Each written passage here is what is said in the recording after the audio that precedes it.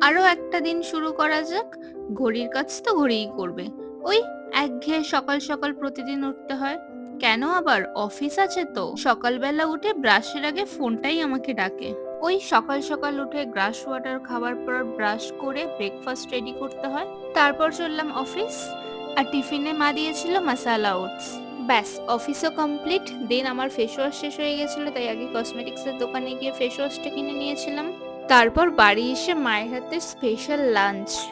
দেন ফল খেতে খেতে মনে হচ্ছিল একটু কোথাও ঘুরে আসি, তাই বেরিয়ে পড়লাম। যখন বেরিয়েছি তখনও জানতাম না কোথায় যাচ্ছি। বেরিয়ে ঠিক করলাম মিলেনিয়াম পার্কে যাব। ফার্স্ট টাইম গেলাম, এর আগে আমি কখনো যাইনি মিলেনিয়াম পার্কে। আর বাইরের পরিবেশটা তো অসাধারণ ছিল। হালকা বৃষ্টি বৃষ্টি ওয়েদার ছিল, বাট বৃষ্টি পড়ছিল না।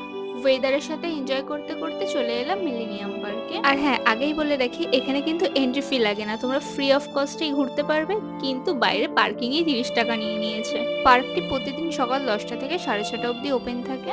তারপর মনটা একটু চা চা করছিল, তাই চা খেয়ে নিয়েছিলাম। দেন চলে গেছিলাম মুখরোচতে, কারণ ফিশ ফ্রাই এর জন্য।